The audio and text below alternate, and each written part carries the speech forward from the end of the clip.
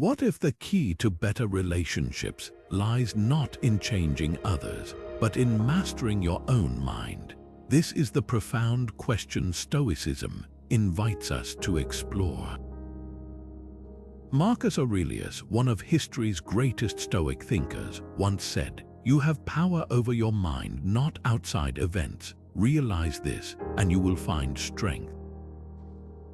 These words remind us that the foundation of healthy, meaningful connections begins not with others, but within ourselves. So often, we focus on trying to fix, change, or control the people around us, only to feel frustrated when things don't go as planned.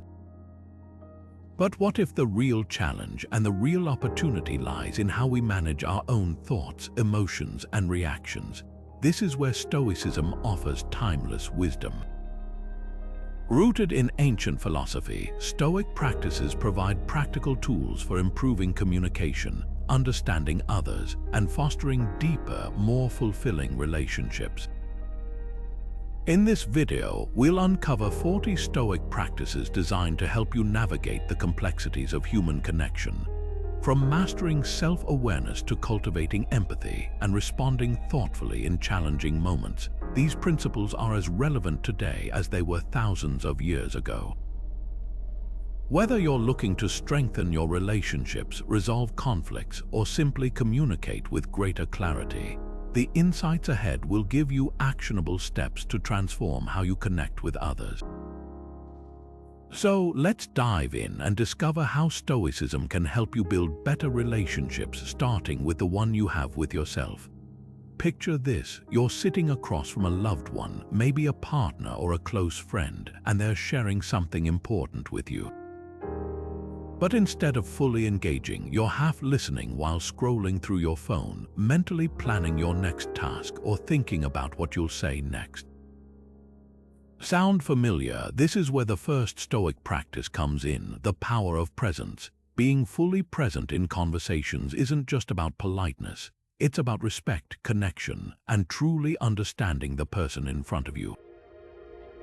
The Stoics, like Epictetus, placed immense value on attention and focus. He once said, "If you want to improve, be content to be thought foolish and stupid." At first glance, this might seem unrelated, but think about it. Being present often means letting go of the need to appear clever or always have a response ready. Instead, it's about giving your full attention to the moment, even if it feels uncomfortable or awkward.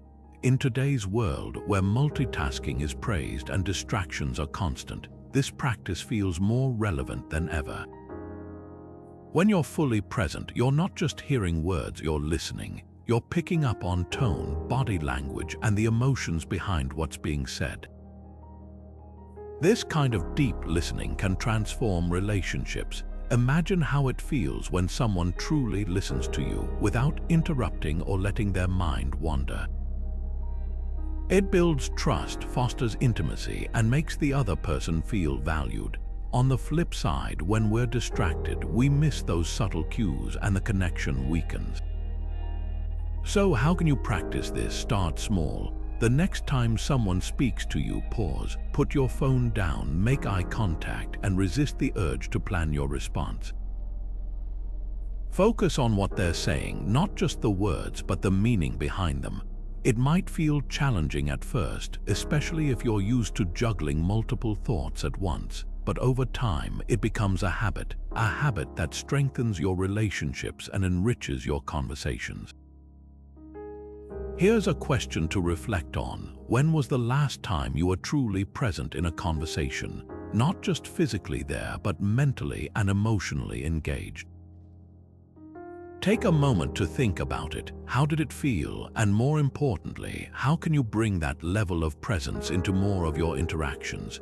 The power of presence isn't just a Stoic ideal, it's a practical tool for building deeper, more meaningful connections in every area of your life. How often do emotions cloud your judgment during arguments? It's a question worth asking because, let's face it, when tensions rise, our feelings tend to take the wheel, steering us into reactions we later regret. This is where Stoicism offers a powerful tool, cognitive detachment. It's about separating the raw facts of a situation from the emotional interpretations we layer on top. Think of it like this: when you're in the middle of a heated discussion, the words being exchanged are the facts, but the anger, frustration, or defensiveness you feel, that's your mind adding its own spin. The Stoics believed that emotions, while natural, often distort reality. Seneca, one of the great Stoic philosophers, put it this way: we suffer more often in imagination than in reality. In other words, it's not the event itself that causes us pain, but the meaning we assign to it. By practicing cognitive detachment, you can step back and see the situation for what it truly is, rather than what your emotions are telling you it is. Here's how this might play out in real life. Imagine you're in a disagreement with a friend and they say something that feels like a personal attack. Your instinct might be to fire back, defend yourself, or even shut down. But what if instead you paused and asked yourself, what's actually happening here? What are the facts and what am I adding to them? This simple shift in perspective can turn a potential blow-up into a moment of clarity and understanding. Now take a moment to reflect. Can you think of a recent conflict where your emotions took over? How might things have gone differently if you had practiced cognitive detachment? It's not about dismissing your feelings, it's about not letting them dictate your actions. When you approach conflicts with this mindset, you create space for resolution, empathy, and growth. And that, in the end, is what better relationships and communication are all about. True listening is a rare but powerful skill. It's more than just hearing words, it's about fully engaging with the person speaking, understanding their perspective, and setting aside your own agenda. The Stoics believed deeply in this practice, seeing it as an act of humility and a way to cultivate genuine connection. Marcus Aurelius once wrote, "You have power over your mind, not outside events." Realize this and you will find strength. In the context of listening, this means focusing on what's being said, not on how you'll respond or what you'll gain from the conversation. It's about letting go of the need to control the interaction and instead embracing the opportunity to learn from others. Think about the last time you had a conversation where you truly felt heard. How did it make you feel? Valued, understood? Now imagine being that person for someone else. Active listening isn't just about being quiet while the other person speaks. It's about being present, asking thoughtful questions, and showing that you're genuinely interested in their thoughts. This kind of listening can transform relationships, whether it's with a partner, a friend, or even a colleague. It builds trust, fosters empathy, and often leads to deeper, more meaningful connections. Here's a practical way to apply this Stoic principle. The next time you're in a conversation, try to pause before responding. Instead of thinking about what you'll say next, focus entirely on the other person's words. Notice their tone, their body language, and the emotions behind what they're sharing. This simple shift can make a world of difference. It's not always easy. Our minds naturally want to jump in with our own thoughts, but that's where the Stoic discipline comes into play. By practicing this kind of intentional listening, you're not just improving your communication skills, you're also training yourself to be more patient, more open, and more compassionate. So take a moment to reflect. How often do you truly listen without interrupting or planning your response? It's a small but profound question that can reveal a lot about how you approach your relationships. And remember, listening isn't just about hearing words, it's about understanding, connecting, and showing others that they matter. Everything changes. How does this truth shape your relationships? At first, the idea of impermanence might feel unsettling, but Stoicism teaches us that embracing this reality can actually enrich our connections with others. The Stoics believed that nothing lasts forever, not the good times, not the bad, and certainly not the people we hold dear. By accepting this, we can learn to appreciate the present moment more deeply, fostering gratitude and mindfulness in our interactions. Epictetus, one of the great Stoic philosophers, once said, "Keep death and exile before your eyes every day, along with everything that seems terrible. By doing so, you'll never have a base thought, nor will you desire anything excessively." While this might sound intense, the core message is about recognizing the temporary nature of life. When we internalize this truth, we stop taking our relationships for granted. Instead, we begin to cherish the time we have with others, knowing it's finite. Think about it: how often do we get caught up in the busyness of life, forgetting to truly connect with the people around us? A simple conversation, a shared laugh, or even a quiet moment together can become profound when we realize these moments are fleeting. This mindset shift doesn't mean living in fear of loss. It means living with intention and appreciation. When we approach relationships with this awareness, we naturally become more present, more patient, and more grateful. Here's a practical way to apply this. Take a moment to reflect on a relationship you might be taking for granted. It could be a family member, a friend, or even a colleague. Ask yourself, if I knew this relationship wouldn't last forever, how would I treat this person differently? Would you listen more attentively, express your appreciation more often, spend more quality time together? By answering these questions, you're not just philosophizing, you're taking actionable steps to deepen your connections. Embracing impermanence isn't about dwelling on what's lost, it's about celebrating what's here right now. When we live with this mindset, our relationships become richer, more meaningful, and more resilient. So, the next time you're with someone you care about, pause for a moment. Notice the details, let them know they matter, because in the grand scheme of things, these small, intentional acts of presence and gratitude are what make life truly fulfilling. When was the last time you expressed gratitude to someone you care about? It's easy to get caught up in the busyness of life and forget to pause and acknowledge the people who make it better. But here's the thing, gratitude isn't just a kind gesture, it's a powerful tool for building stronger, more meaningful relationships. The Stoics understood this deeply, seeing gratitude as a pathway to contentment and harmony in our interactions. Seneca, one of the great Stoic philosophers, once wrote, "We should give as we would receive, cheerfully, quickly, and without hesitation."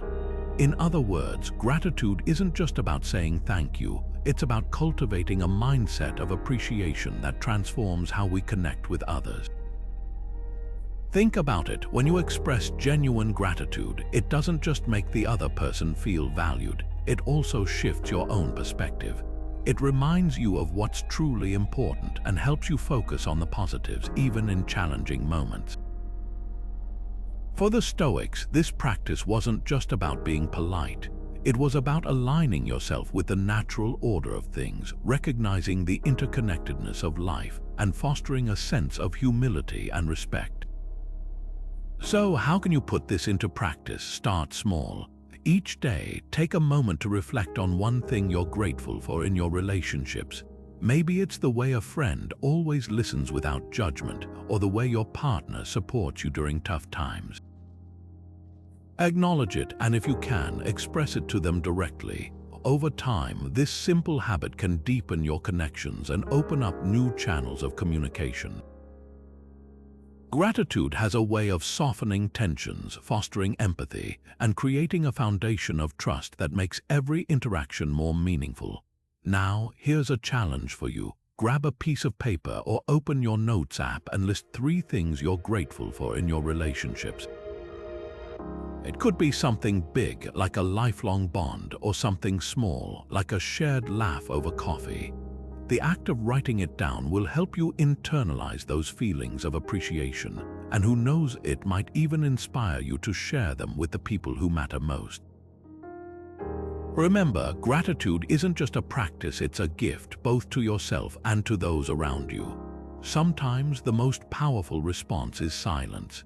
In a world where everyone seems eager to speak, to react, and to be heard, the discipline of silence stands as a quiet but profound strength. The Stoics understood this deeply. They believed that restraint in speech wasn't just about avoiding unnecessary words. It was about cultivating self-control, clarity, and respect for both yourself and others. Marcus Aurelius once said, "You don't have to turn this into something. It doesn't have to upset you." In other words, not every thought needs to be voiced, and not every situation requires your input. Silence can be a shield, protecting you from impulsive reactions that might escalate conflict or cloud your judgment. Consider this. Have you ever been in a heated conversation where you felt the urge to fire back, only to regret it later?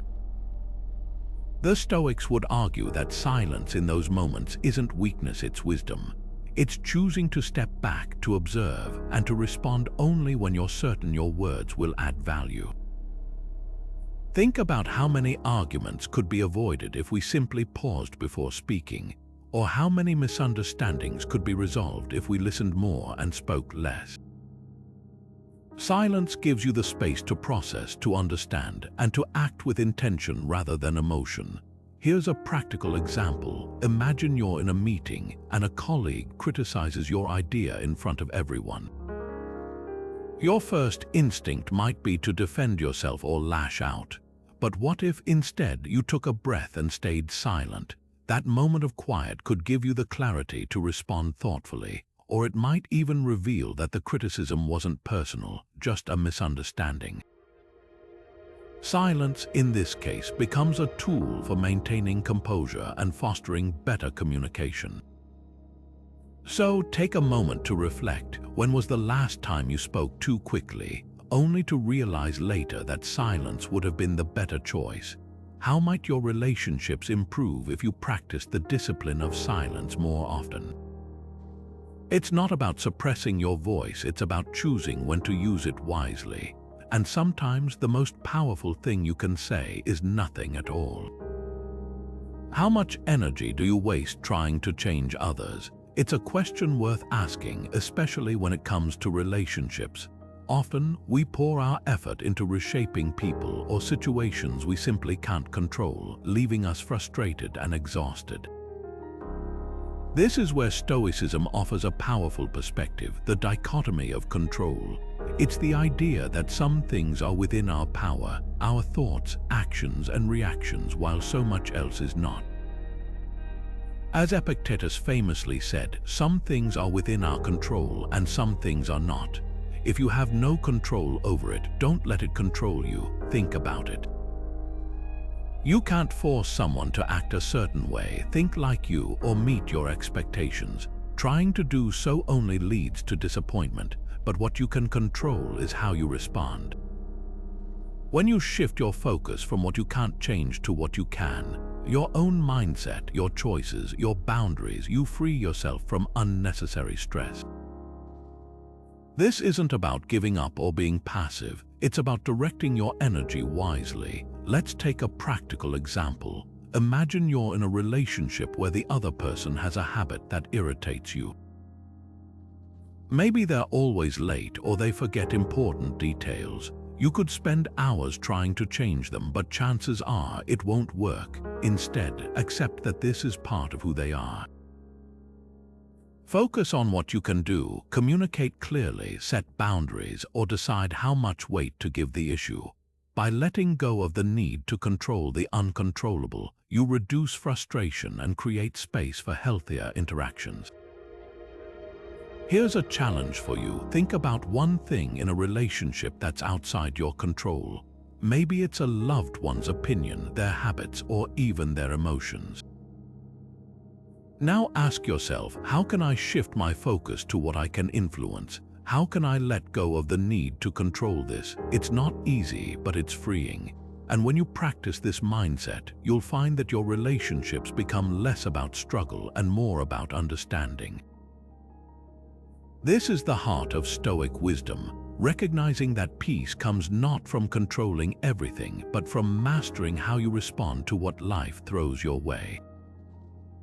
When you apply this to your relationships, you'll notice a profound shift, not just in how you interact with others, but in how you feel about yourself.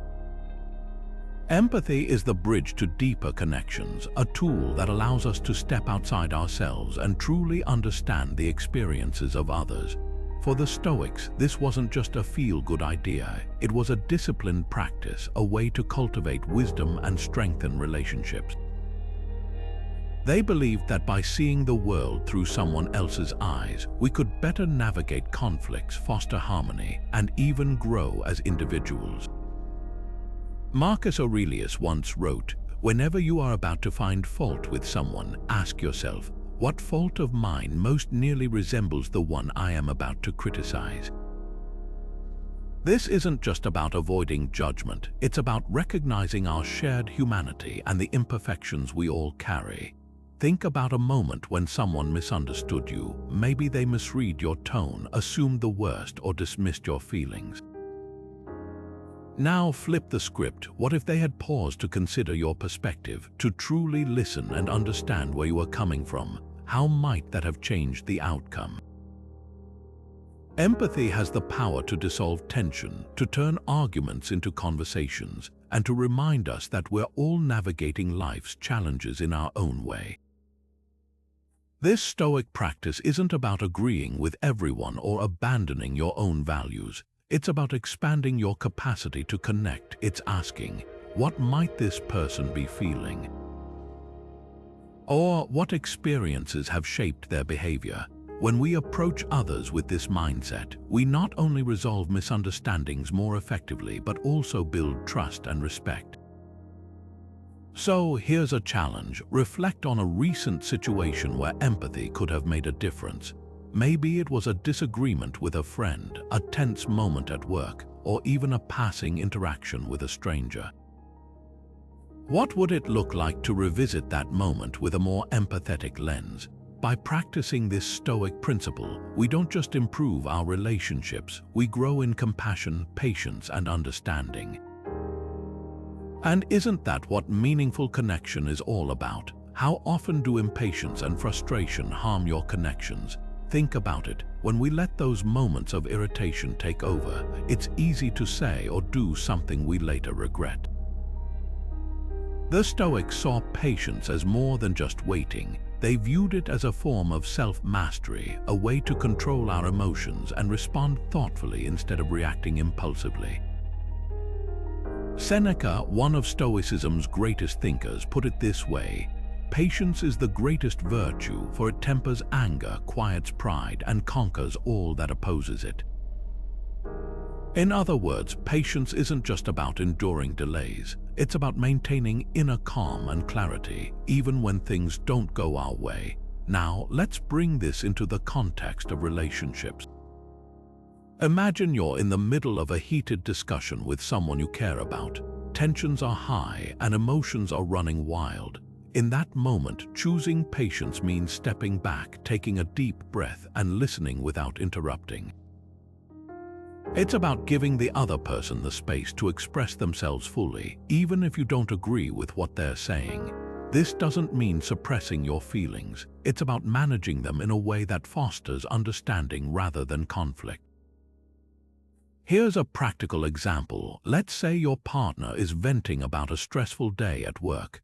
Your first instinct might be to jump in with advice or solutions, but patience invites you to simply listen. By doing so, you show that you value their emotions and perspective, which can deepen trust and connection. Patience, in this sense, becomes a bridge, a way to navigate disagreements with respect and empathy. Take a moment to reflect on a time when patience made a difference in one of your relationships. Maybe it was a conversation that could have escalated into an argument, but didn't because you chose to pause and respond calmly. Or perhaps it was a situation where giving someone the benefit of the doubt led to a stronger bond. Patience isn't always easy, but it's a practice that can transform the way we relate to others, creating healthier, more resilient connections. Holding on to grudges only harms yourself. It's a heavy burden, one that weighs down not just your mind but your relationships too. The Stoics understood this deeply. They saw forgiveness not as a favor to someone else, but as a gift to yourself, a way to reclaim your peace and move forward with clarity. Marcus Aurelius once wrote, "The best revenge is to be unlike him who performed the injury."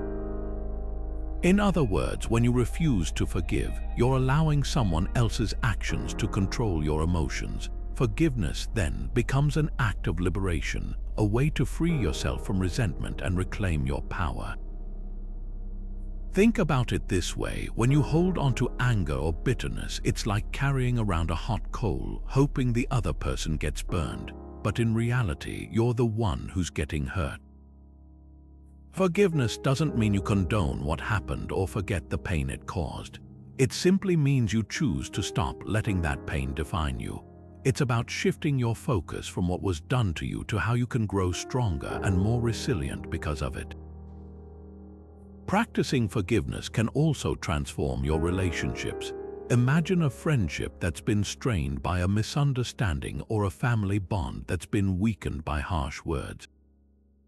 Forgiveness opens the door to healing. It creates space for honest conversations, empathy, and understanding. It allows both people to move forward without the weight of past mistakes holding them back. And even if the other person isn't ready to meet you halfway, forgiveness still benefits you. It keeps your heart open and your spirit unburdened. Now, take a moment to reflect. Is there someone in your life you need to forgive? Maybe it's a friend who let you down, a coworker who betrayed your trust, or even yourself for a mistake you can't seem to let go of. Consider why forgiveness feels difficult. Is it fear of being hurt again? A sense of justice that feels unfulfilled? Whatever the reason, remember this: forgiveness doesn't mean weakness. It's a sign of strength, a choice to rise above the hurt and prioritize your well-being. What would it feel like to release that burden and take a step toward peace? When was the last time you allowed yourself to be truly vulnerable? It's not an easy question to answer, is it? Vulnerability often feels like weakness, like exposing a part of ourselves that we'd rather keep hidden. But what if I told you that the Stoics saw vulnerability as a form of strength? For them, it wasn't about hiding emotions or putting up walls. It was about embracing the courage to be open, even when it felt uncomfortable. Seneca once said, "It takes bravery to show your heart in a world that constantly asks you to armor it." And he was right. Vulnerability is the bridge to trust, the foundation of deeper, more meaningful relationships. Think about it: when you open up to someone, when you share your fears, doubts, or struggles, you're showing them that you trust them enough to see the real you. That act of trust invites them to do the same, creating a cycle of honesty and connection. It's not about oversharing or throwing caution to the wind, it's about being intentional with your openness. For example, imagine a moment when you admitted you were wrong in an argument or shared a personal struggle with a friend. Chances are that moment didn't push them away, it brought you closer. Vulnerability, when done with care, has the power to transform surface-level interactions into genuine bonds. So, how can you practice this in your own life? Start small. It might be as simple as sharing a thought you've been hesitant to express or admitting when you don't have all the answers. The Stoics believed that true strength lies in being human, in acknowledging your imperfections and allowing others to see them. It's not about pretending to be invincible, it's about being real. And when you're real, you create space for others to be real with you. Take a moment to reflect. Can you think of a time when being vulnerable improved a relationship? Maybe it was a conversation that deepened a friendship or a moment of honesty that repaired a rift. Vulnerability isn't just about connection, it's about growth. It's about showing up as your authentic self and inviting others to do the same. And in a world that often values perfection over truth, that's a practice worth cultivating. Humility is the foundation of meaningful dialogue. It's the quiet strength that allows us to truly listen, to set aside our egos, and to connect with others on a deeper level. The Stoics understood this well. They saw humility not as weakness but as a powerful tool for growth and understanding. Epictetus once said, "It is impossible for a man to learn what he thinks he already knows." In other words, humility opens the door to learning, to wisdom, and to better relationships. When we approach conversations with humility, we're not just speaking, we're listening, we're learning, and we're creating space for mutual respect. Think about it. How often do disagreements arise because someone feels unheard or dismissed? Humility can prevent these conflicts by reminding us that we don't have all the answers. It encourages us to value the perspectives of others, even when they differ from our own. For example, imagine a heated discussion where both sides are convinced they're right. A humble approach might involve admitting, "I don't have all the information here, help me understand your point of view." That simple shift can diffuse tension and lead to a more constructive exchange. Stoicism teaches us that humility isn't about diminishing ourselves, it's about recognizing our shared humanity. It's about understanding that everyone has something to teach us, no matter their background or experience. So how has humility shown up in your own life? Maybe it was a moment when you admitted you were wrong, or when you chose to listen instead of argue. Reflect on those instances. How did they shape your relationships? Humility, when practiced consistently, becomes a bridge to better communication, stronger connections, and a more fulfilling way of engaging with the world. How often do you give without expecting anything in return? It's a simple question, but it cuts straight to the heart of what it means to build meaningful relationships. In Stoicism, generosity isn't just about material gifts. It's a profound expression of virtue, a way to strengthen the bonds we share with others. Marcus Aurelius once said, "What we give to others, we give to ourselves." This idea captures the essence of Stoic giving. It's not about the size of the gift, but the intention behind it. When we give freely, without attachment to the outcome, we cultivate a sense of interconnectedness and joy that enriches both the giver and the receiver.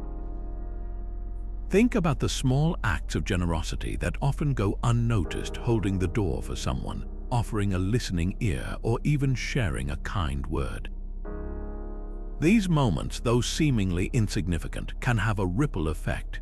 They remind us that relationships thrive on mutual care and attention. In a world that often emphasizes what we can get, Stoicism invites us to shift our focus to what we can give.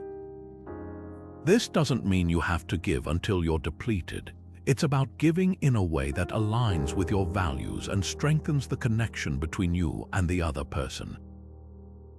Take a moment to reflect on a time when giving, whether it was your time, energy, or even a simple gesture, deepened a relationship. Maybe it was helping a friend through a tough time or surprising a loved one with something thoughtful. How did it feel? Chances are it brought you closer together. That's the power of generosity. It's not just about the act itself, but the message it sends. I see you, I value you, and I'm here for you.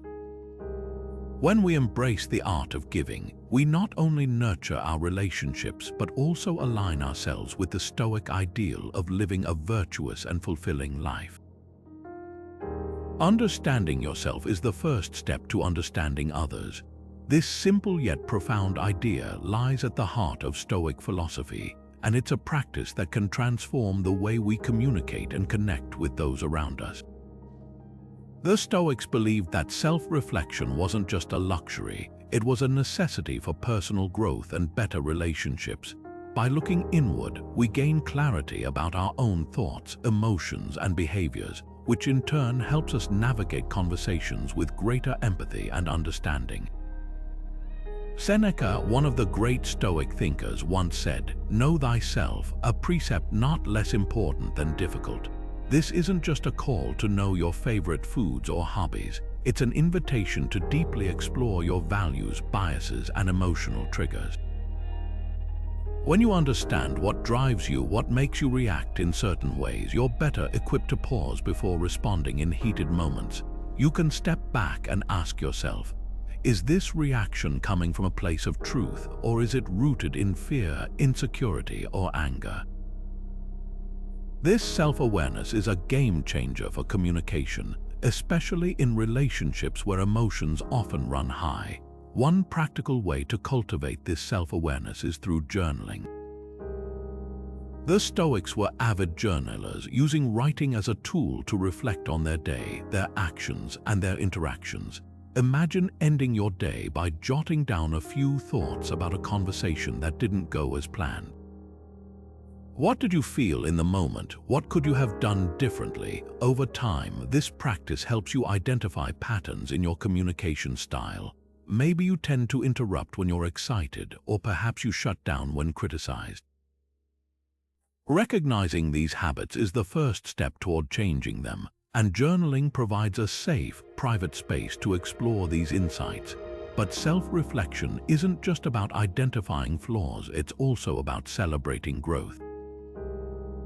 When you notice that you handled a tough conversation with more patience or listened more attentively than usual, take a moment to acknowledge that progress. This isn't about being perfect, it's about being mindful and intentional in how you show up for others. So, here's a question to consider. Are there moments in your communication where you feel misunderstood or disconnected? What might self-reflection reveal about those situations? By taking the time to understand yourself, you're not only improving your own emotional well-being, you're also creating a foundation for more meaningful, authentic connections with others. How often do you prioritize honesty over comfort? It's a question worth reflecting on, especially when it comes to building and maintaining strong relationships. In Stoicism, honesty isn't just a virtue. It's a cornerstone of trust and a fundamental part of living in alignment with truth. Epictetus once said, "If you wish to be a writer, write, and in the same vein, if you wish to build trust, be honest." It's a simple yet profound reminder that honesty isn't just about what we say, but about the integrity of our actions and intentions. Think about it this way: every time we choose to be honest, even when it's uncomfortable, we're laying a brick in the foundation of trust. And trust, as we know, is what holds relationships together. Without honesty, misunderstandings fester, assumptions grow, and connections weaken. For example, imagine a situation where you're tempted to tell a small lie to avoid conflict. In the moment, it might seem harmless, but over time, those small lies can create cracks in the relationship. Honesty, even when it's difficult, prevents those cracks from forming in the first place. But honesty isn't just about avoiding lies, it's also about being truthful with ourselves. Stoics believe that self-deception is one of the greatest barriers to growth.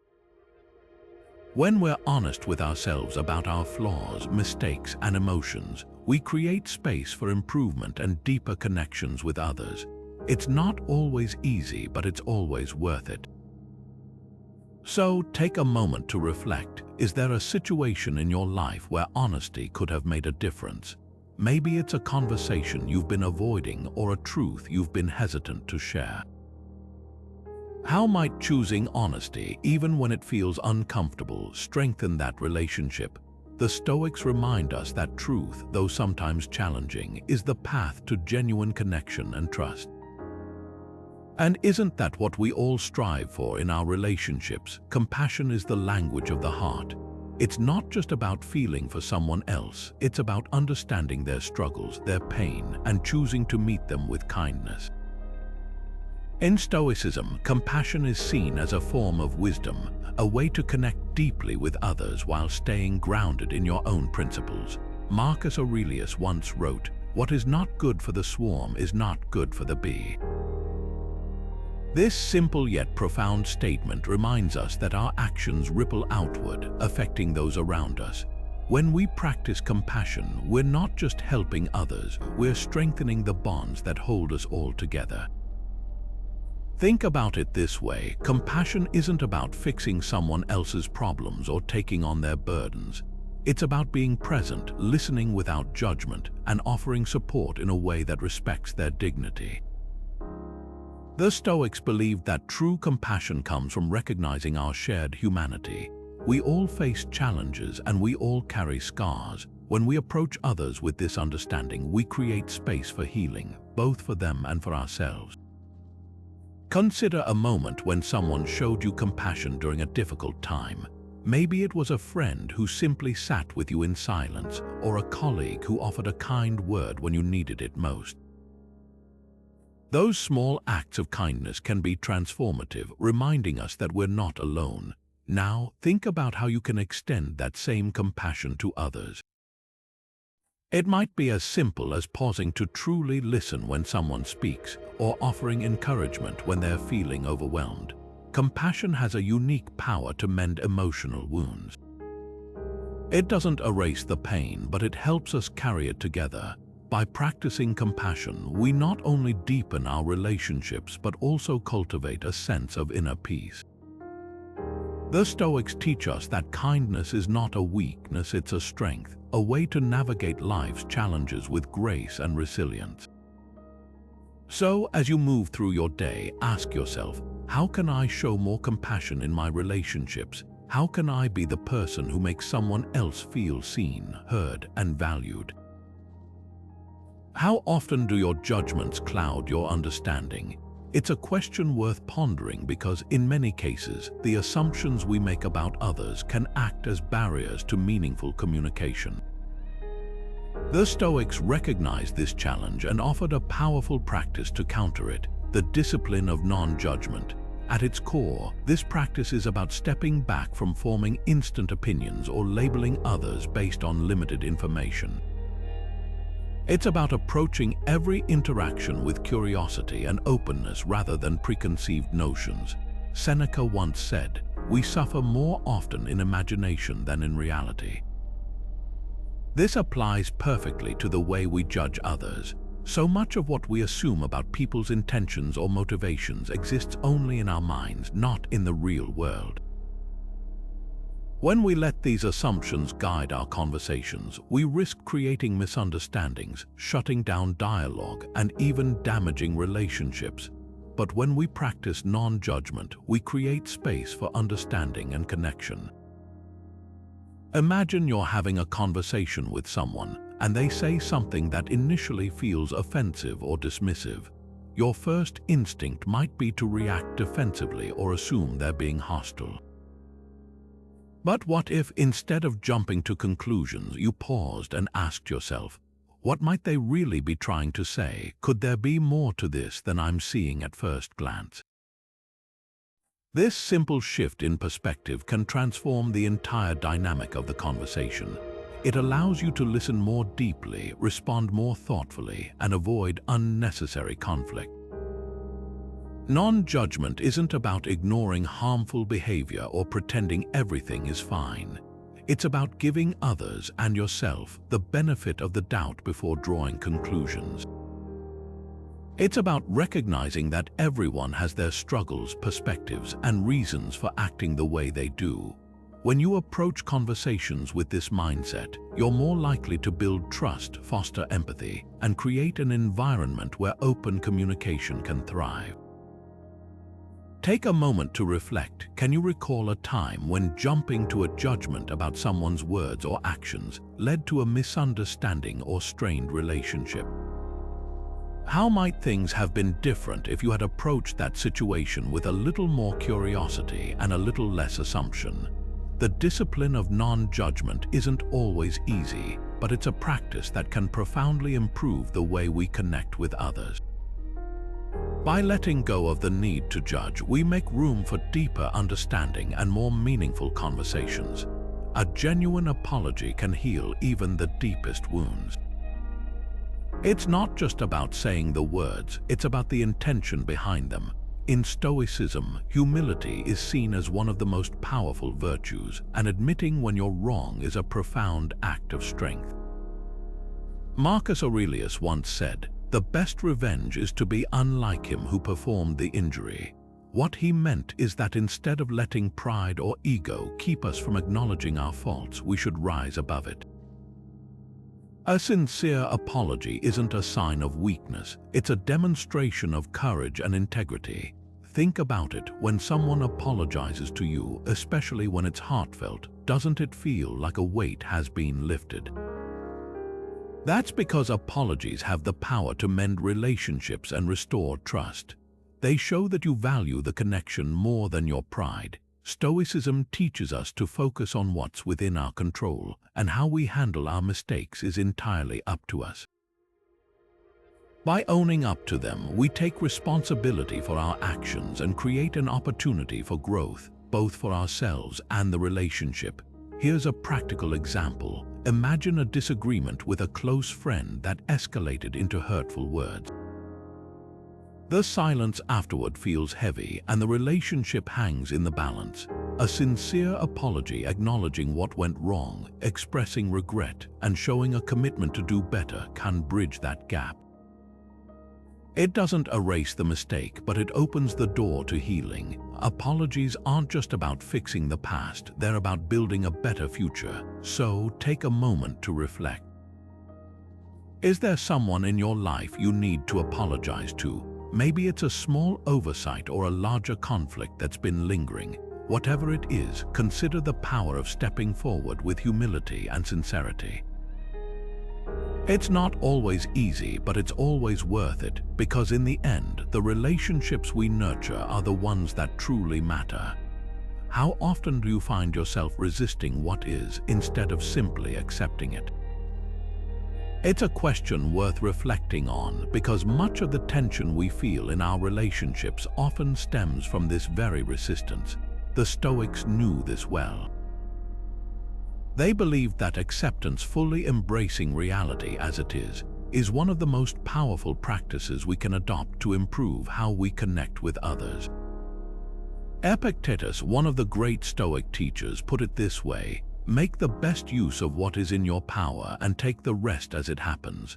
What he's saying here is profound. We can't control everything, but we can control how we respond to it. When we stop fighting against what we can't change, we free ourselves from unnecessary frustration and open the door to more meaningful, peaceful interactions with others. Think about it. How many arguments or misunderstandings in your relationships have been fueled by resisting reality? Maybe it's a partner who doesn't see things the way you do, or a friend who keeps making the same choices you wish they wouldn't. When we resist these realities, we create friction, but when we accept them not as approval but as acknowledgement, we create space for understanding and compassion. Here's a practical example. Imagine you're planning a dinner with a loved one and they cancel last minute. Your first reaction might be frustration or disappointment. But if you pause and accept that their decision is outside your control, you can shift your focus to what you can control, your response. Maybe you use the time for something meaningful, or you reschedule without holding onto resentment. Acceptance doesn't mean you're okay with being hurt. It means you're choosing not to let that hurt dictate your emotions or your relationship. So take a moment to reflect. Can you think of a situation in your life where practicing acceptance might have brought more peace? Maybe it's letting go of the need to always be right, or releasing the expectation that others should act a certain way. When we stop resisting and start accepting, we not only improve our relationships, we also find a deeper sense of calm within ourselves. Trust is earned through consistent actions, not words. This simple truth lies at the heart of the Stoic virtue of consistency. In a world where promises are often broken and intentions don't always align with behavior, Stoicism teaches us that true reliability is built through daily, intentional effort. Consistency isn't just about showing up, it's about showing up authentically time and time again, even when it's inconvenient or challenging. Seneca, one of Stoicism's greatest thinkers, once said, It is not because things are difficult that we do not dare. It is because we do not dare that they are difficult. This applies perfectly to consistency. It's not the grand, one-time gestures that build trust. It's the small, steady actions that accumulate over time. When we consistently act with integrity, we send a clear message: I am dependable, I am here for you, and that message creates a foundation of trust stronger than any fleeting moment of passion or excitement. Think about it this way. Imagine a friend who always calls when they say they will, who shows up on time, who follows through on even the smallest promises. That reliability doesn't just make them trustworthy, it makes them someone you can truly count on in every sense. Now, contrast that with someone who makes big promises but rarely follows through. Which relationship feels more solid? Which one would you invest in? The answer is obvious, and it's the same for everyone in your life, whether it's a partner, a family member, or a colleague. So, how can you practice this virtue in your own life? Start small. Commit to doing one thing consistently for someone you care about. Maybe it's checking in with a loved one every week, or always being on time for meetings, or simply doing what you say you'll do, no matter how minor it seems. These small acts might feel insignificant at first, but over time they compound into something far greater: a reputation for reliability and a deeper connection with those around you. Here's a question to reflect on. Where in your life could you be more consistent? Is there a relationship that could benefit from a little more reliability? Take a moment to think about how you can show up more fully, not just in words but in actions, because in the end, consistency isn't just about trust, it's about becoming the kind of person others can truly rely on. And that, according to Stoicism, is one of the highest forms of virtue. What would your relationships look like if you practiced gratitude every day? Imagine a world where you consciously acknowledge the good in others, no matter how small. The Stoics believed gratitude wasn't just a fleeting emotion, it was a daily discipline, a way of life. Marcus Aurelius once wrote, "When you arise in the morning, think of what a precious privilege it is to be alive, to breathe, to think, to enjoy, to love."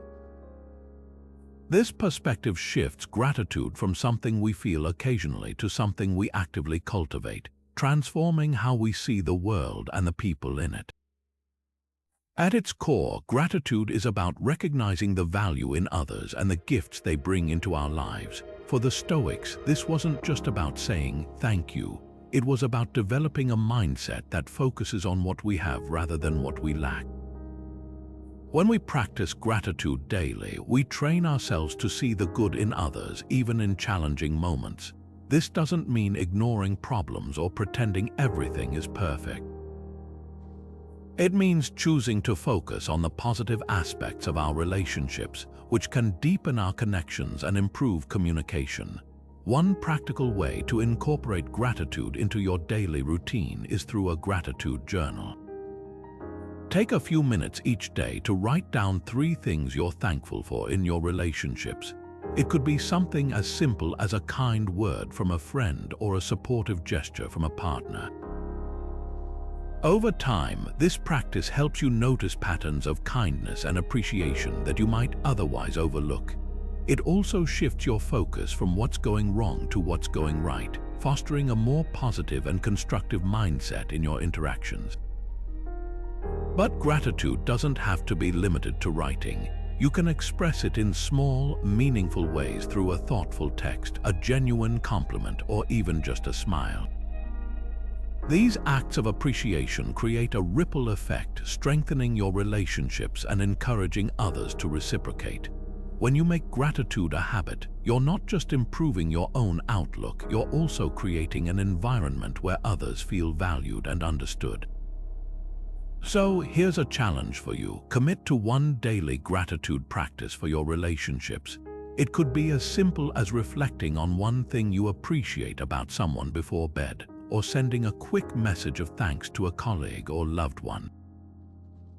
Notice how it changes the way you communicate and connect with others. Gratitude, after all, isn't just a practice, it's a powerful tool for building stronger, more meaningful relationships. Sometimes the smallest gestures have the biggest impact. In the Stoic tradition, kindness isn't just a nice to have, it's a virtue, a deliberate practice that strengthens the bonds between people. Seneca once said, "Wherever there is a human being, there is an opportunity for kindness." This simple yet profound idea reminds us that even the tiniest acts of goodwill can ripple outward, creating meaningful connections and fostering trust. Think about it, a warm smile, a thoughtful note, or even just remembering someone's favorite coffee order. These aren't grand, life-altering moments, but they carry weight because they show care and attention. Stoics believe that virtue isn't just found in dramatic acts of heroism. It's also in the quiet, consistent effort to uplift others. Small gestures are like the mortar that holds relationships together, building trust and goodwill over time. Let's bring this into a real-world context. Imagine you're having a tough day and a friend sends you a quick text saying, "Hey, I'm thinking of you." That small act can shift your entire perspective, reminding you that you're not alone. Or consider a coworker who offers to grab you a cup of tea during a busy afternoon. These moments might seem insignificant, but they're powerful because they signal empathy and presence. So here's a challenge for you. What's one small gesture you can make today? It doesn't have to be elaborate. Maybe it's a compliment, a thank you note, or simply listening without distraction. The Stoics remind us that these acts are not just about others, they're about cultivating our own character. Every time we choose kindness, we become a little more virtuous, a little more connected, and a little more human. How do you handle emotional setbacks in your relationships? Whether it's a heated argument, a misunderstanding, or a moment of frustration, these challenges can test even the strongest connections. But here's the thing, resilience isn't just about bouncing back, it's about growing stronger through the process. This is where Stoic philosophy offers a powerful perspective, teaching us that emotional resilience is a form of strength, one that can transform the way we communicate and relate to others. The Stoics believed that resilience isn't about suppressing emotions or pretending everything is fine. Instead, it's about acknowledging what we feel while choosing how to respond. Epictetus, one of the great Stoic thinkers, put it this way, "It's not what happens to you, but how you react to it that matters." In other words, we can't always control the situations we face, but we can control our attitude and our actions. This mindset shifts the focus from blaming others or dwelling on the problem to taking responsibility for our own emotional state. And when we do that, we create space for clearer, calmer, and more effective communication. Imagine you're in the middle of a disagreement. Emotions are running high, and it feels like the conversation is going nowhere. This is where resilience comes into play. Instead of reacting impulsively or shutting down, you pause, take a breath, and remind yourself that this moment is temporary. You focus on understanding the other person's perspective rather than defending your own. By staying grounded, you prevent the conflict from escalating and open the door to a more constructive dialogue. Resilience, in this sense, becomes a bridge, a way to navigate challenges without letting them define the relationship. Now think about a time when resilience helped you in a relationship. Maybe it was during a tough conversation with a partner, a disagreement with a friend, or even a moment of tension at work. What did you learn from that experience? How did it shape the way you communicate now? Reflecting on these moments can help you see just how powerful resilience can be, not just for your relationships but for your own growth as well. The beauty of practicing emotional resilience is that it doesn't just benefit you, it strengthens your connections with others. When you approach challenges with a calm and steady mindset, you set the tone for healthier, more meaningful interactions. It's a skill that takes practice, sure, but one that pays off in ways that go far beyond any single conversation. So, the next time you face an emotional setback, remember, resilience isn't about avoiding the storm, it's about learning to dance in the rain. Holding on to anger is like drinking poison and expecting the other person to die.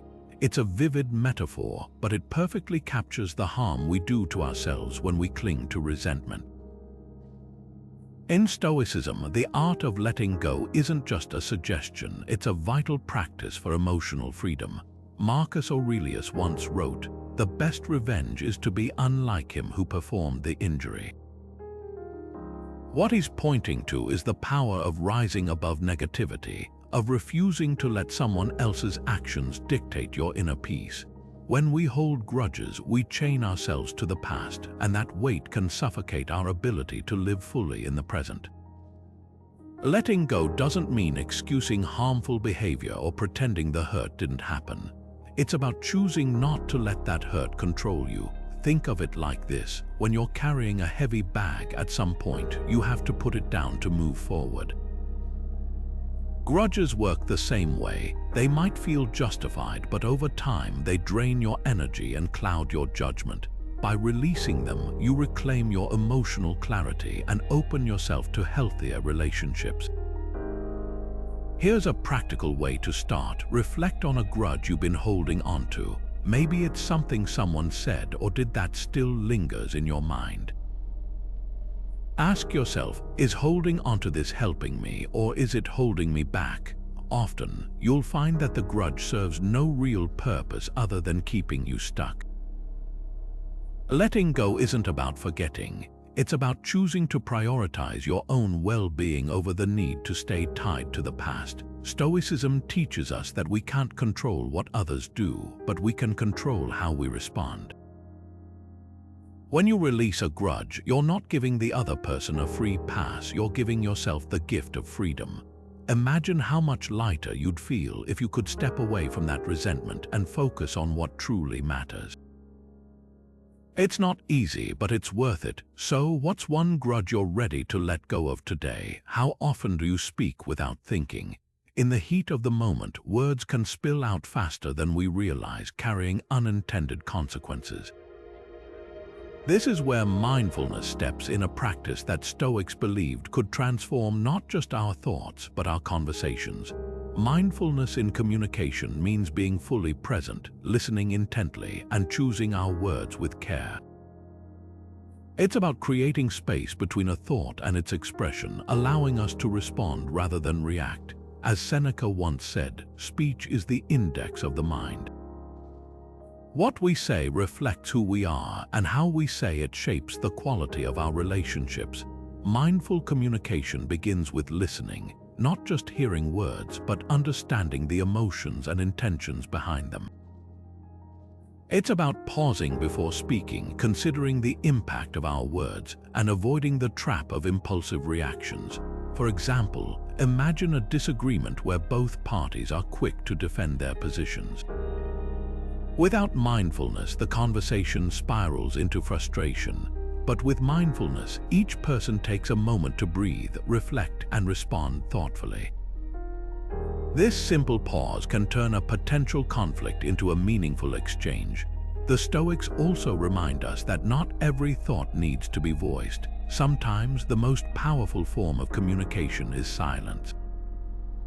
By practicing restraint, we avoid unnecessary arguments and preserve the harmony of our relationships. Reflect on a time when you chose your words carefully, perhaps in a heated discussion or a sensitive moment. How did that choice change the outcome? Mindful communication isn't just about avoiding mistakes. It's about building trust, deepening connections, and fostering understanding. So, the next time you find yourself in a conversation, try this. Take a breath before you speak. Ask yourself, is what I'm about to say true, necessary, and kind? This Stoic-inspired approach can help you navigate even the most challenging dialogues with clarity and compassion. Courage is not the absence of fear, but the willingness to act despite it. In relationships, this virtue becomes a cornerstone for growth, authenticity, and deeper connection. the Stoics saw courage as one of the four cardinal virtues essential for living a life of wisdom and integrity. Epictetus once said, "It's not what happens to you, but how you react to it that matters." This idea reminds us that courage isn't about controlling external events. It's about how we choose to respond to them, even when doing so feels uncomfortable or risky. Think about the moments in relationships where fear holds us back. Maybe it's the fear of rejection, the fear of conflict, or even the fear of vulnerability. Courage steps in when we decide to have that difficult conversation, to express our true feelings, or to set boundaries that honor our values. It's not that the fear disappears, it's that we choose to act in spite of it. This kind of bravery strengthens relationships because it fosters honesty and trust. When we're willing to be open and authentic, even when it's hard, we create space for deeper understanding and mutual respect. Consider a practical example. Imagine you're in a situation where a friend or partner has said something that hurt you. It's easy to brush it aside or let resentment build, but courage allows you to address it directly. You might say, "I felt hurt when you said that, and I'd like to understand your perspective." This approach isn't about confrontation, it's about creating a dialogue. By leaning into the discomfort, you're not only resolving the issue, but also showing that you value the relationship enough to invest in its health. Reflect for a moment. Where in your life could courage make a difference? Is there a conversation you've been avoiding, a truth you've been hesitant to share, or a boundary you've been reluctant to set? Courage doesn't demand grand gestures. It's often found in those small, quiet moments where we choose to act in alignment with our principles. When we do, we not only honor ourselves but also nurture the relationships that matter most. How often do your emotions dictate your words? It's a question worth asking because in the heat of the moment, it's easy to let frustration, anger, or even excitement take the wheel. But here's the thing: Stoicism teaches us that self-control isn't just about holding back. It's about mastering ourselves so we can respond thoughtfully instead of reacting impulsively. Think of it as the difference between being a passenger in your own mind and taking the driver's seat. Marcus Aurelius, one of Stoicism's most famous practitioners, put it this way: "You have power over your mind, not outside events." Realize this and you will find strength. In other words, self-control isn't about suppressing emotions. It's about channeling them in a way that serves you and those around you. Now let's bring this into the context of communication. Imagine you're in a heated discussion and the other person says something that feels like a personal jab. Without self-control, it's tempting to fire back with something equally sharp. But here's where Stoic practice comes in. By pausing, even for a few seconds, you create space to choose your words carefully. That pause can be the difference between escalating a conflict and finding common ground. It's not about winning the argument, it's about maintaining respect and understanding. So, how can you apply this in real life? Start small. Maybe it's resisting the urge to interrupt someone when you disagree, or taking a deep breath before responding to a text that rubs you the wrong way. Over time, these small acts of self-control build into a habit of thoughtful communication, and the benefits are huge: fewer misunderstandings, stronger relationships, and a deeper sense of inner calm. Here's a question to reflect on. Can you think of a time when practicing self-control turned a potentially tense conversation into a productive one? What did you notice about your ability to stay calm, and how did it change the outcome? These moments, no matter how small, are proof that self-control isn't just a virtue, it's a tool for better communication and connection. The way you see the world shapes your relationships. It's a simple idea, but one that carries profound weight when you stop to think about it. Every interaction you have is filtered through your perspective, your beliefs, your assumptions, and your emotional state in the moment. And here's the thing: perspective isn't fixed. It's not a prison you're trapped in. It's more like a lens you can adjust, and that's where Stoicism offers a powerful tool for building better relationships and communication. The Stoics believed that much of our suffering comes not from the events themselves, but from how we perceive those events. Seneca once wrote, "We are more often frightened than hurt, and we suffer more from imagination than from reality." In other words, the stories we tell ourselves about what's happening, whether it's a disagreement with a friend, a misunderstanding with a partner, or even a conflict at work, often amplify the problem. But if we can shift that perspective, if we can reframe the situation, we open the door to understanding, connection, and resolution. So, how does this work in practice? Let's say you're in a heated discussion with someone and it feels like they're attacking you. Your initial perspective might be, they're being unfair, or they don't care about my feelings. But what if you paused and asked yourself, what might they be feeling right now? What's driving their behavior? Suddenly, the dynamic changes. Instead of seeing them as an adversary, you might recognize their frustration, their fear, or even their own insecurities.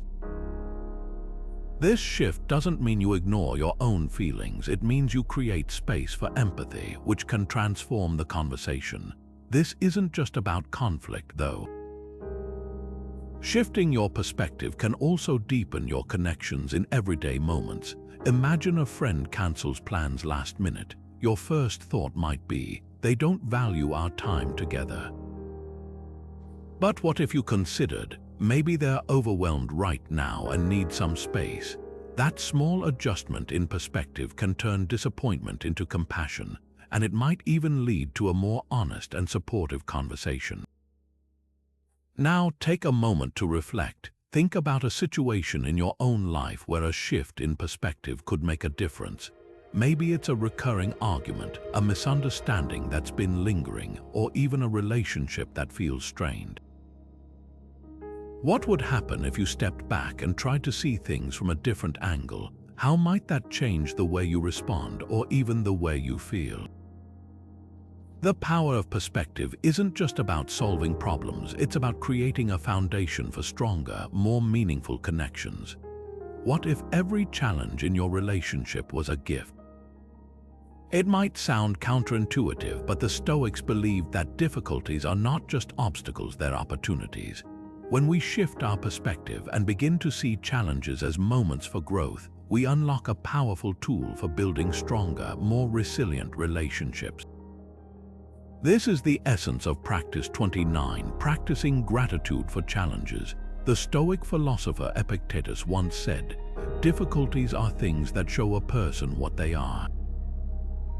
In other words, adversity doesn't just test us, it reveals our character and helps us grow.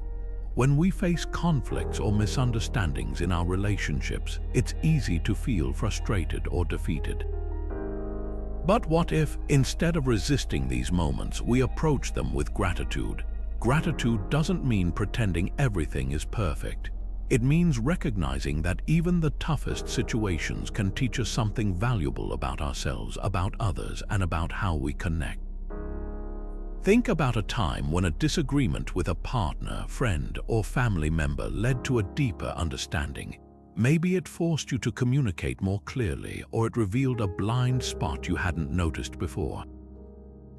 These moments, though uncomfortable, often bring us closer together. They build trust, foster empathy, and strengthen the foundation of our relationships.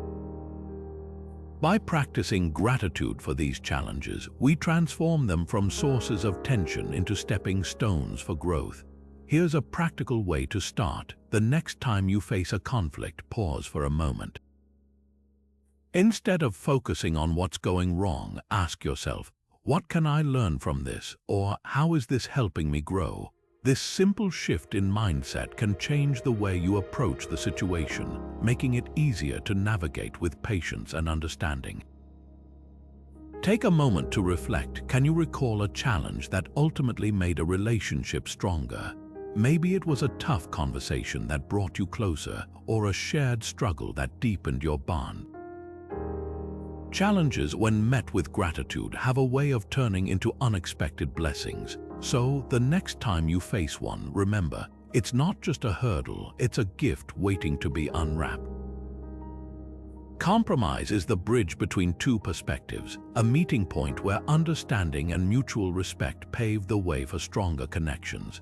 In the Stoic view, compromise is not a sign of weakness but an expression of wisdom. It's about recognizing that our way isn't the only way, and that true strength lies in our ability to adapt and find common ground. As Marcus Aurelius once reflected, you have power over your mind, not outside events. Realize this and you will find strength. This idea reminds us that while we can't control others, we can control how we respond, choosing flexibility over rigidity when it serves the greater good of a relationship. Think about a time when you were locked in a disagreement, each side holding firm to their position. It's easy to dig in, to insist on being right. But Stoicism teaches us that relationships thrive not on who's right, but on what's right for the connection. Compromise allows us to step back, to see the bigger picture, and to prioritize harmony over ego. It's not about surrendering your values, but about finding a middle path that honors both perspectives. For example, imagine two friends planning a trip. One wants adventure, the other relaxation. Instead of arguing, they could compromise by choosing a destination that offers both, ensuring everyone feels valued and heard. So, where in your life could compromise make a difference? Is there a relationship that feels strained because both sides are holding too tightly to their own views? Take a moment to reflect on a situation where compromise has already helped, perhaps a time when you let go of being right and found a solution that brought you closer to someone. Compromise, when practiced with intention, isn't just a tool for resolving conflict. It's a way to deepen trust and build stronger, more resilient relationships. How often do you expect others to change overnight? It's a question worth asking because so often we demand immediate results not just from ourselves but from the people around us. We want our friends to be more understanding, our partners to be more supportive, or our colleagues to be more collaborative, all as if personal growth happens at the snap of a finger.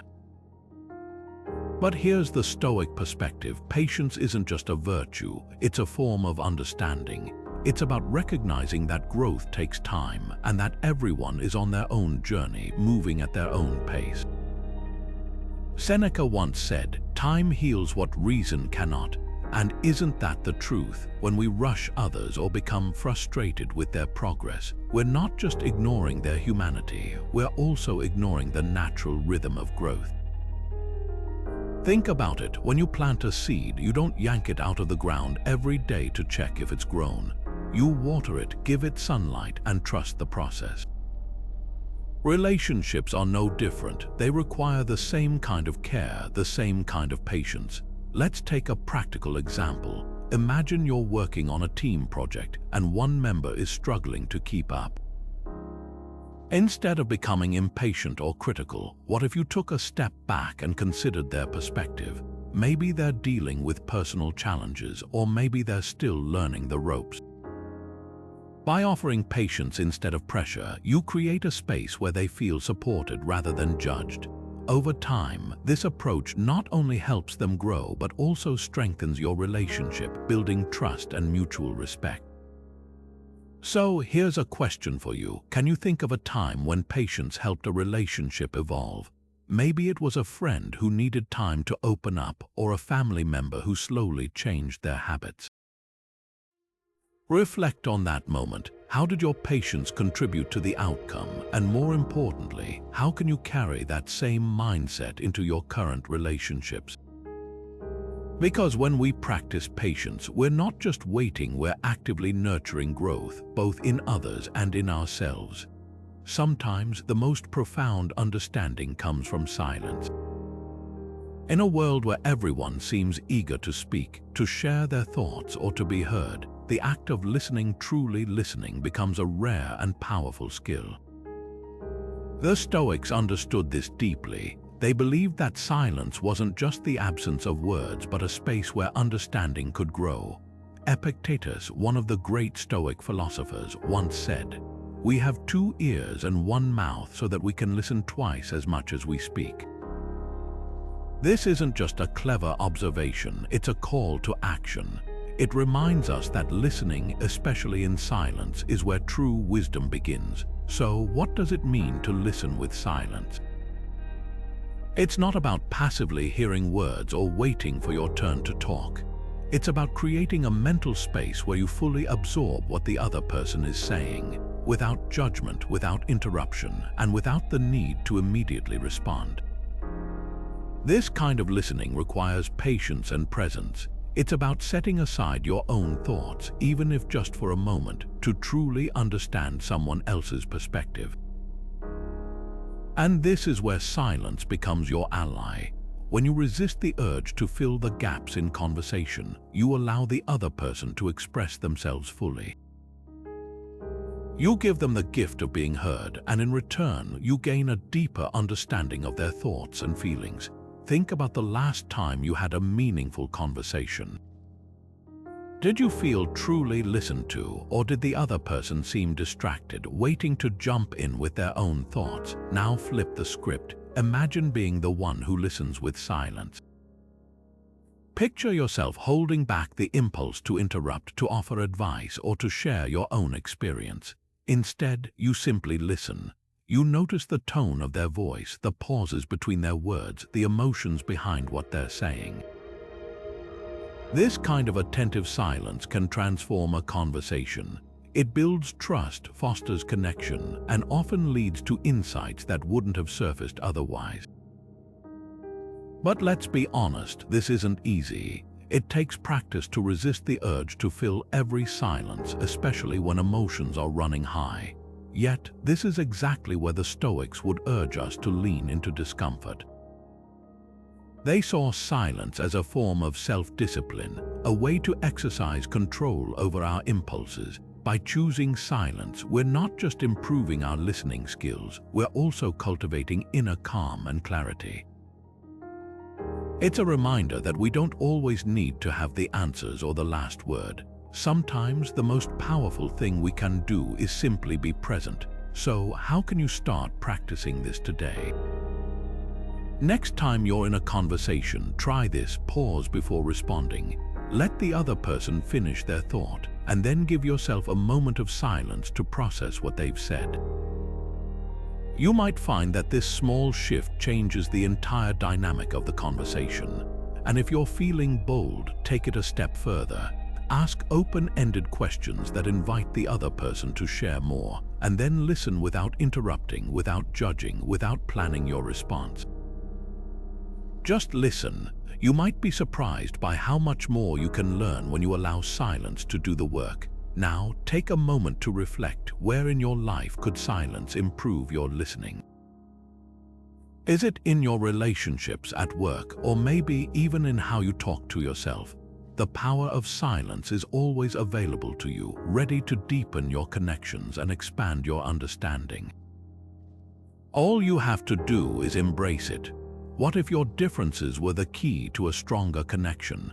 It might sound counterintuitive, but the Stoics believed that diversity, whether in thought, personality, or perspective, wasn't something to resist or resent. Instead, they saw it as an essential ingredient for growth and deeper relationships. Marcus Aurelius once wrote, "What stands in the way becomes the way." In the context of relationships, this means that differences, rather than being obstacles, can actually be pathways to understanding and connection. Think about it. When we approach someone who sees the world differently than we do, it's easy to focus on the friction. But what if, instead of seeing those differences as a source of conflict, we viewed them as opportunities to learn? Stoicism teaches us to embrace what we cannot control, and that includes the unique ways others think, feel, and act. By cultivating gratitude for these differences, we shift our mindset from resistance to curiosity, from judgment to appreciation. For example, imagine you're working with a colleague who has a completely different approach to problem solving. While your instinct might be to clash over methods, practicing gratitude for their perspective could reveal new strategies you'd never considered. Or in a personal relationship, maybe your partner's emotional response to a situation feels unfamiliar to you. Instead of dismissing it, expressing gratitude for their way of seeing things can deepen your empathy and strengthen your bond. The beauty of this practice is that it doesn't just benefit the other person, it transforms you. When you actively appreciate differences, you become more adaptable, more open-minded, and ultimately more resilient. It's a way of expanding your own understanding of the world, one relationship at a time.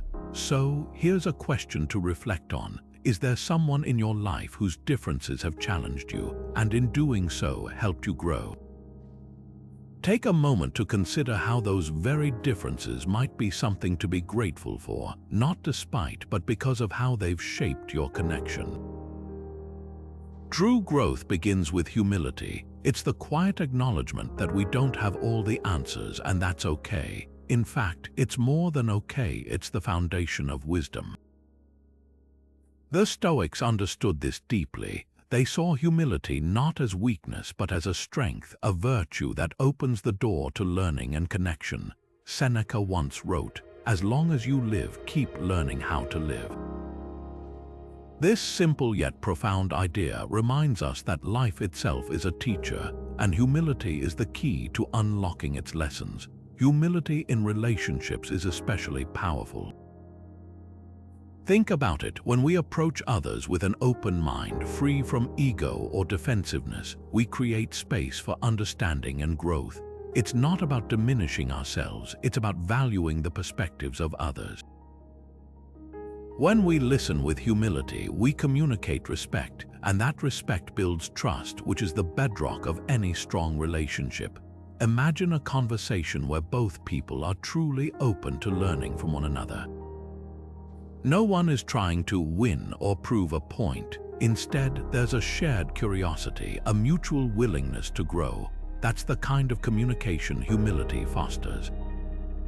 It's not about being right, it's about being better together. Take a moment to reflect. When was the last time humility helped you grow? Maybe it was admitting you were wrong in a disagreement or asking for help when you needed it.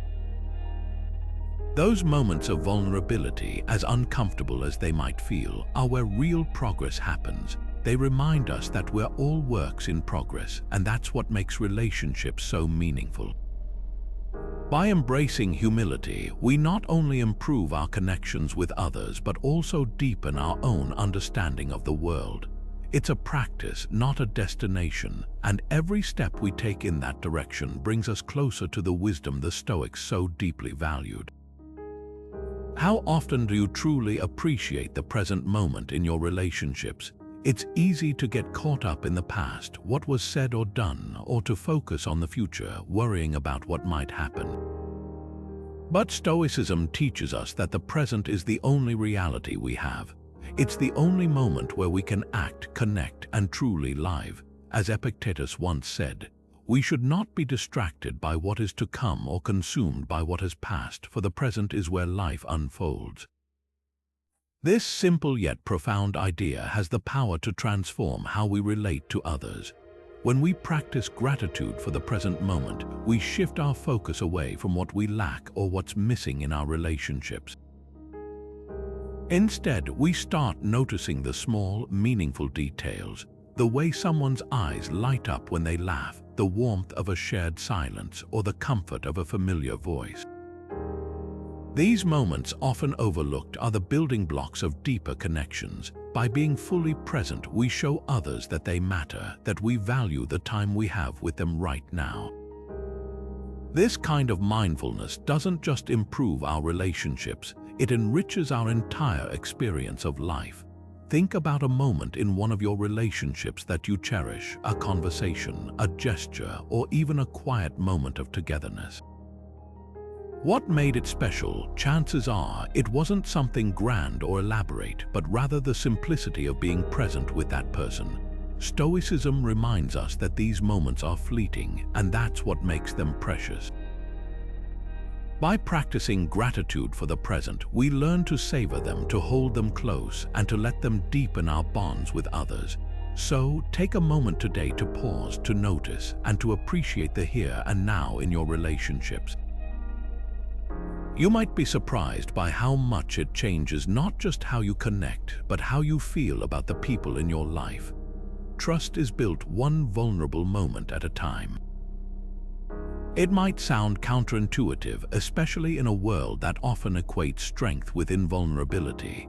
But the Stoics saw it differently. To them, vulnerability wasn't a weakness, it was an act of courage. Marcus Aurelius once said, "The soul becomes dyed with the color of its thoughts." What he meant was that our openness, our willingness to show our true selves, shapes who we are and how others see us. When we let our guard down, we don't just reveal our humanity, we invite others to do the same. That's where trust begins to grow. Think about it this way. When you share something personal, something that feels risky to say, you're showing someone that you trust them enough to handle it with care. And in return, they're more likely to trust you with their own stories, their own struggles. It's a mutual exchange, a kind of emotional currency that strengthens the bond between people. For example, imagine a moment when you admitted a mistake to a friend or colleague. Instead of judgment, you might have found understanding, maybe even deeper respect. That's the power of vulnerability in action. But vulnerability isn't just about sharing the hard parts of life. It's also about being open to the possibility of being hurt, of not having all the answers, or of needing help. It's about saying, "I don't know," or "I need you." These moments, though they might feel uncomfortable, are where real connection happens. They remind us that we're not alone, that we're all navigating this messy, beautiful thing called life together. So here's a question to consider. When was the last time you allowed yourself to be truly vulnerable with someone? Maybe it was a conversation that brought you closer, or a moment of honesty that shifted a relationship for the better. Reflect on that experience. How did it feel to let your guard down? And how did it change the way you relate to that person? Vulnerability isn't just about trust, it's about creating space for deeper, more meaningful connections. And in a world that often feels disconnected, that's a practice worth embracing. How has your growth shaped your relationships? It's a question worth pausing on, especially when we consider how much our personal development influences the way we connect with others. In Stoicism, growth isn't just about becoming a better version of yourself. It's about recognizing how that transformation ripples outward, touching the people around you. Seneca once said, "As long as you live, keep learning how to live." This isn't just a call to self-improvement. It's a reminder that growth is a shared journey, one that deepens our relationships when we approach it with gratitude. Think about it this way. When you actively work on becoming more patient, more understanding, or more resilient, those qualities don't stay locked within you. They spill over into your interactions, creating stronger, more meaningful connections. Gratitude for your own growth, acknowledging the effort you've put into becoming who you are, helps you appreciate how far you've come. But it also helps you see how your progress has impacted others. Maybe your improved patience has made you a better listener for a friend in need. Or perhaps your resilience has inspired someone close to you to face their own challenges with courage. Take a moment to reflect on this. Can you recall a time when a personal change you made, big or small, positively affected a relationship? Maybe it was learning to manage your temper, or maybe it was simply becoming more present in conversations. These shifts, when met with gratitude, not only reinforce your own growth but also strengthen the bonds you share with others. Gratitude acts as a bridge, connecting your inner journey to the outer world of relationships. So, how can you practice this kind of gratitude in your daily life? Start by taking stock of the ways you've grown recently. Write them down or simply reflect on them. Then consider how those changes have influenced the people around you. When you express gratitude, whether through words, actions, or even just a moment of silent acknowledgement, you create a positive feedback loop. Your growth becomes a gift not just to yourself, but to everyone in your life. Here's a challenge for you. Think of one relationship that's been shaped by your personal growth. How has your journey made that connection stronger? And how can expressing gratitude for that growth deepen it even further? By focusing on this, you're not just living a Stoic principle, you're building a life rich in meaningful, fulfilling relationships. Expectations are the root of most disappointments. Think about it. How often have you felt let down because someone didn't act the way you hoped, or a situation didn't unfold as you imagined?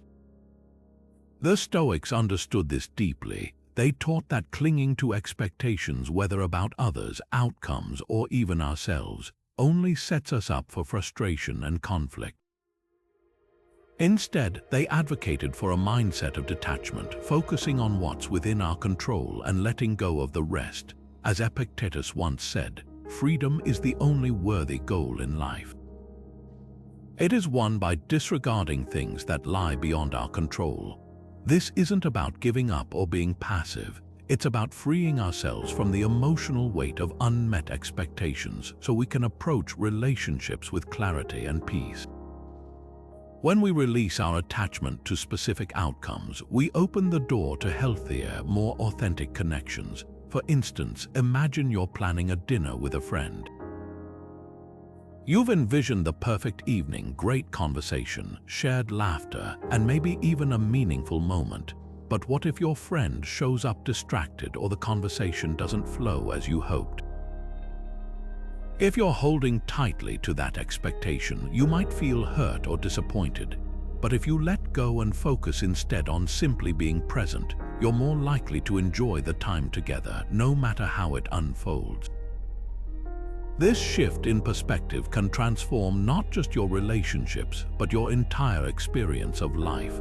Take a moment to reflect. Is there an expectation you're holding onto right now that might be causing unnecessary tension? Maybe it's a belief about how a loved one should act, or a vision of how a situation should play out. What would it feel like to release that expectation and approach the situation with openness instead? This practice isn't easy. It requires constant awareness and effort, but the rewards are immense. By letting go, we create space for deeper understanding, greater resilience, and more meaningful connections. And isn't that what relationships are truly about? Have you ever experienced the profound shift that comes when forgiveness transforms a strained relationship into one of trust and connection? Forgiveness is more than just letting go of resentment. It's an act of gratitude, a way of acknowledging the humanity in others and recognizing the value they bring to your life. The Stoics saw forgiveness as a form of gratitude, a practice that not only frees the person being forgiven, but also liberates the one offering forgiveness. Marcus Aurelius once said, "The best revenge is to be unlike him who performed the injury." In other words, forgiveness allows us to rise above negativity and choose a path of growth and understanding. When we practice gratitude for forgiveness, we're not just saying, "I forgive you." We're saying, "I'm grateful for the opportunity to grow, to heal, and to strengthen this relationship." Think about a time when someone forgave you. Didn't it feel like a weight was lifted? Now, imagine extending that same grace to others. Gratitude for forgiveness can heal wounds that seem insurmountable, creating space for deeper connection and mutual respect. So, take a moment to reflect. When has forgiveness, whether given or received, improved a relationship in your life? How did it change the way you saw that person or even yourself? By embracing forgiveness as an act of gratitude, we not only mend what's broken but also cultivate relationships built on resilience and compassion. True love is found in the present moment. It's not in the grand gestures or the distant dreams, but in the quiet, intentional act of being fully there with someone, listening, noticing, and engaging without distraction. Stoicism teaches us that presence is more than just showing up physically. It's about devoting your entire attention to the here and now. As Seneca once said, "The greatest gift you can give someone is your time and attention, for in those moments you are giving a piece of your life that you will never get back." Think about it. When was the last time you truly gave someone your undivided attention? No phone in hand, no mind wandering to tomorrow's to-do list, no half-hearted nods while your thoughts drifted elsewhere. Stoics believed that presence is a form of respect and love, a way of honoring the person in front of you by making them feel valued and heard. It's a simple yet profound practice that can transform even the most ordinary interactions into something meaningful. In romantic relationships, presence can be a game changer. Imagine sitting across from your partner, not just hearing their words, but truly listening, absorbing their tone, their emotions, and the unspoken feelings behind their words. This kind of presence builds trust, deepens connection, and fosters intimacy. It's not about solving problems or offering advice. It's about being a safe space where your partner feels seen and understood. In a world full of distractions, this level of attention is rare, and that's what makes it so powerful. So, how can you cultivate this practice in your own relationships? Start small. Put away your devices during meals or conversations. Make eye contact. Notice the little things, the way they smile, the way they express themselves when they're excited or upset. These small acts of presence can have a ripple effect, strengthening your bond and creating a foundation of mutual respect and care. Take a moment to reflect. How can you bring more presence into your interactions with the people you love? What distractions might you need to let go of to truly be there for them? Remember, love isn't just something you feel, it's something you do moment by moment with your full attention and intention. As we wrap up, let's take a moment to reflect on the transformative power of Stoic practices in our relationships and communication. Throughout this video, we've explored how principles like emotional regulation, active listening, and focusing on what we can control can profoundly shift how we connect with others. These aren't just abstract ideas, they're practical tools designed to help you navigate the complexities of human interaction with clarity and purpose. Stoicism teaches us that by mastering our own reactions and perspectives, we create space for deeper understanding, stronger bonds, and more meaningful conversations. Marcus Aurelius once wrote, "You have power over your mind, not outside events. Realize this and you will find strength." This simple yet profound truth lies at the heart of everything we've discussed. It's not about changing others or controlling external circumstances. It's about cultivating inner resilience and using that strength to foster healthier, more fulfilling relationships. Whether it's practicing empathy, managing frustration, or speaking with intention, each of these Stoic principles is a step toward becoming the best version of yourself, not just for your own benefit, but for the people around you. So, as you move forward, I want to leave you with a question to ponder. Which of these practices will you start applying today? Maybe it's taking a moment to pause before reacting in a heated conversation, or perhaps it's committing to truly listening without judgment. Whatever it is, small, consistent actions can lead to profound changes over time. If this video resonated with you, consider sharing your thoughts in the comments below. I'd love to hear which Stoic practice you're most excited to try. And if you found value in this content, don't forget to subscribe for more insights on living a thoughtful, intentional life. Remember, the journey to better relationships and communication begins with a single step. What will